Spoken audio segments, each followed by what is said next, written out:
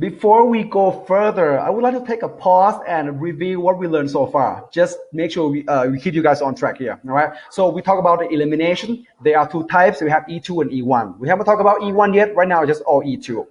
Now, what's the requirement of E2? When do we do E2? Right. So this is a requirement. We have a strong base, of course, sodium hydroxide, ethoxide, potassium tetrabutoxide, LDA, sodium hydride. Those are strong base, which is a big requirement of an E2. Just like an SN2 require a strong nucleophile. Okay, good leaving group. Of course, everything need to have a good leaving group. If the leaving group doesn't want to leave, we can do a reaction. Beta hydrogen, of course, that's a requirement. If you don't have the beta hydrogen right here, you cannot do E2. Otherwise, it's going to be an SN2. The nucleophile is going to attack. Okay, and the last one, this is very difficult to see, but we're going to talk about right here. I'm going to go slow, right? So we call an anti-periplanar conformation between the leaving group and the H and the beta hydrogen. Okay, what is anti-periplanar conformation? Oh, let's take a look at Newman projection real quick. All right, if I have Tuskegee look through this bond from this angle, right? Hydrogen at the top, X at the hydrogen at the bottom, X at the top, right? They are anti, right? And they are on the same plane, so we call anti-coplanar. The dihedral angle between the bond carbon to H and carbon to X is 180 degrees exactly. Right? So we call an anti-position, staggered, remember that? Yeah, anti and coplanar because they are on the same plane. All right, this is an ideal conformation that allows two orbitals to overlap to form a pi bond. Actually, side to side overlap to form a pi bond. Okay, like if you ask me why, I don't really know. Talk about the physical chemist people. Okay, that's the way that they explain it, but I don't really understand that. Anyway, so the anti-coplanar is the most perfect and ideal conformation to form a pi bond. I do elimination and form a pi bond. But most of the time, compounds, they have like groups on here, substituents, they have electron repulsion. They're not going to be exactly 180 degrees. They're going to be somewhere close to 180 degrees, right? In this case, we call anti-periplanar. It's almost 180 degrees. But, well, it's sufficient. This bond angle is sufficient enough to allow pi bond to form, right? So two orbitals can still overlap and form a pi bond.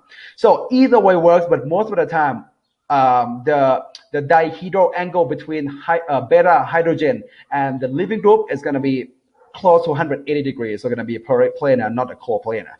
All right. So my point is to be able to do an E2 reaction. Besides, you need all the top three, strong base, good leaving group, beta hydrogen, at least one.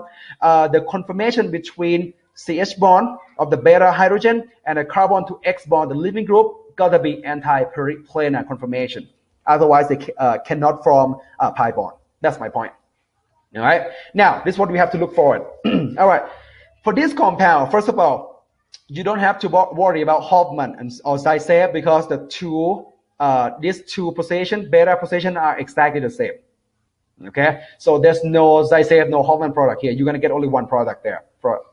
But these two hydrogen give a different product though, right? Can you see that? First of all, can you see this is anti-periplanar conformation, right? Let me get it out. Hold on. So bromine point up towards you. Hydrogen point away from you. This is beta hydrogen. This is anti-periplanar conformation. If you can't see it, I'm going to have Tuskegee look through bond right here. Right?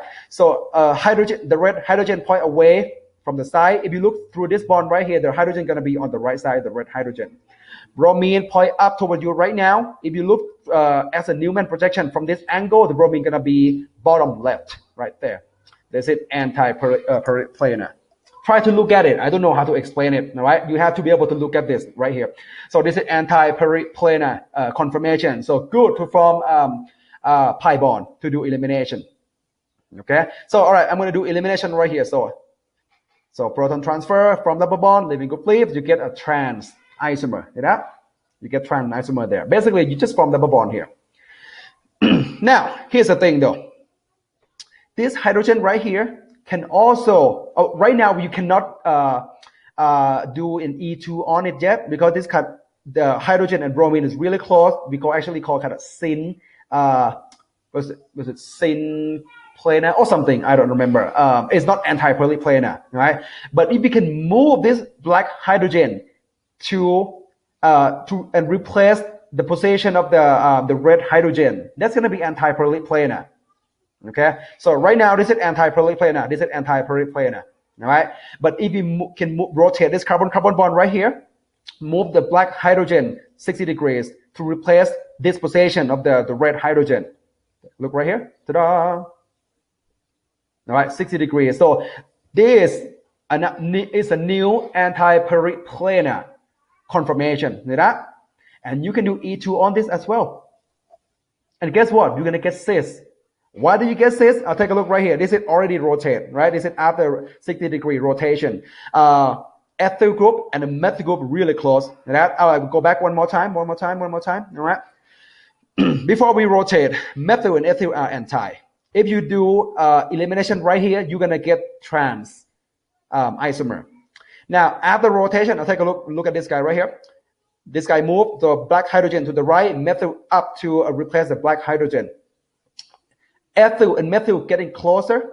If you do elimination right here, you're gonna get cis. There we go. That's a cis. Okay. All right. So what's going on? This compound, do an E2 on this compound, you're gonna get trans and cis isomer. Of course, trans is more stable. Gonna be so the speed of this reaction to trans gonna be faster, and so it become a major product.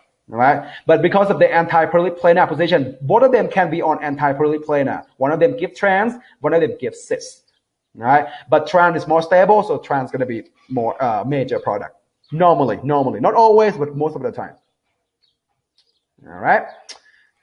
Okay. All right. Let's practice some more together. Right on the next slide. It's kind of like it's difficult.